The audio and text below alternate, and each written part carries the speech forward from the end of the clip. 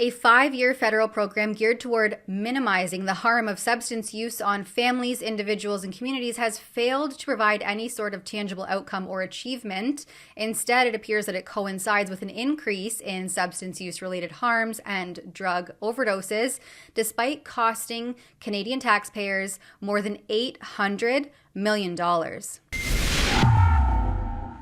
Tamara Ugolini here with Rebel News to bring you a report published by Health Canada in conjunction with the Public Health Agency of Canada, evaluating the Canadian drugs and substance abuse strategy. Spoiler alert, it is a massive failure. It could have been predicted that giving drug addicts free drugs is a recipe for disaster, but don't take anybody's opinion on it because the data is in and the proof is in the pudding. A tabulation of the strategy in the 5 years that it ran from 2017 to 2022 shows that overdose and drug-related deaths continue to rise in Canada, despite the federal government's spending more than $800 million in this failed attempt to curb the opioid and overdose crisis.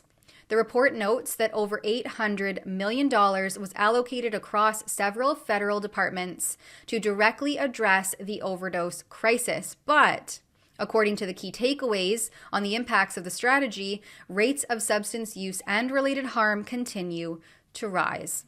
Interestingly, a bunch of the funding sources were not included in this particular report. Recent opioid initiative funding and activities, including from Budget 2019, the 2020 Fall Economic Statement, Budget 2021, and Budget 2022, are not reported in the CDSS Financial Information in Public Reporting.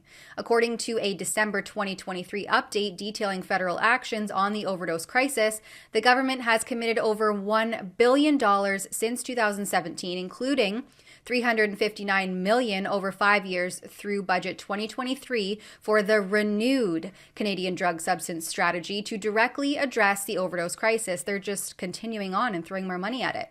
Funding has been used to increase access to apparently evidence-based treatment and harm reduction services, funding awareness, prevention, stigma reduction, and supporting research and surveillance initiatives to inform the response. They claim that this is evidence-based, like former Minister of Mental Health and Addictions, Carolyn Bennett, does in this clip. We are pretty fed up with this fight against evidence-based programs that actually are saving lives. We cannot allow the Conservatives to take us back to the failed ideology of the past. Even Harper's advisor, Ben Perrin, thinks they're speaking nonsense. So just stop it and save lives. People are dying because the policies of this Prime Minister are killing them. His policies are flooding the streets with drugs that now go for $1 a hit. You can buy 26 hits of hydromorphine, which is an analog to heroin, for $30, Mr. Speaker. These are drugs paid for by Canadian tax dollars under a program by this government that has led to a 300% increase in drug overdose deaths. Why won't they get some common sense, end dollars for drugs, and put our people in treatment? But that 300% increase in overdose calls to the Saskatoon Fire Department is an alarming number, and the last available data from the 2019 Canadian Alcohol and Drugs Survey shows that problematic use of psychoactive pharmaceuticals has gone way up, not down, since the drug strategy came into effect in 2017. Problematic use of psychoactive pharmaceuticals among users is up. Illegal drug use is also up. Harms related to drug use were either higher, at the very least similar to 2017 levels, and data on overdoses show that they too only continue to rise. Government data on opioid and stimulant-related harms show that opioid toxicity deaths in Canada reported so far in 2023, that's January to June, were 5% higher compared to the same period in 2022, and that the number of opioid-related poisoning hospitalizations in Canada reported so far in 2023, again that's January to June, were 11% higher compared to the same period in 2022. If you look at the graph, the vast majority of opioid-related deaths occurred in the province of British Columbia, BC, which has pioneered this idea of harm reduction and safe or safer supply for over 2 decades. Sadly, it looks like BC will continue on their deadly trajectory with the latest revelation that the province will allow for safer supply fentanyl to be given to minors without their parents' consent. That's despite the fact that British Columbia's own data showed that deaths from fentanyl have nearly doubled since 2019. Look at this report from the BC's Coroner's Office, where it states that from April 2020 to November 2022, approximately 14% of cases had extreme fentanyl concentrations as compared to 8% from January 2019 to March 2020. BC implemented the use of overdose prevention sites, OPS, and safe supply in 2016 when the province first declared the opioid crisis a public health emergency, and illicit drug deaths have nearly tripled since that time. There were 994 deaths in 2016 compared to 2,294 in 2022. The number of deaths per day has more than doubled as well.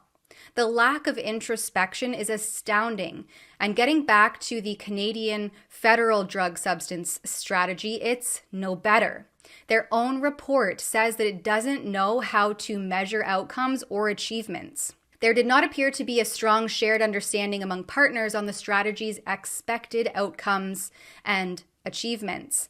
There was also a lack of clarity in how activities described under the CDSS have contributed to the strategy's long-term outcomes.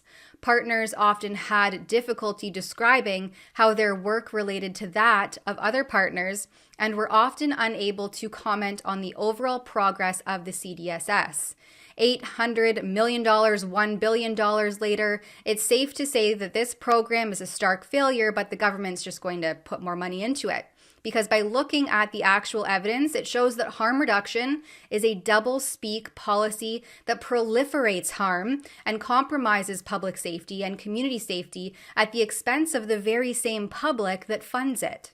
And interventions, not enablement or simply palliative care, are crucial for homeless and addicts teetering on the brink of death.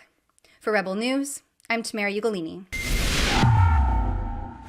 The proliferation of drug use and homelessness and the crime that seems to inevitably follow are no longer reserved for progressive, illiberal policies of the big cities, and they will come to a small town near you if this double-speak policy isn't reined in. To view our reports on this very topic, including an encampment situation in Cobourg, Ontario, please head over to our website at fixourcities.com. There you can see all of our previous reports, you can sign our petition, and you can also chip in to support this kind of journalism if you would like to see more of it. That's fixourcities.com. Thanks for your support.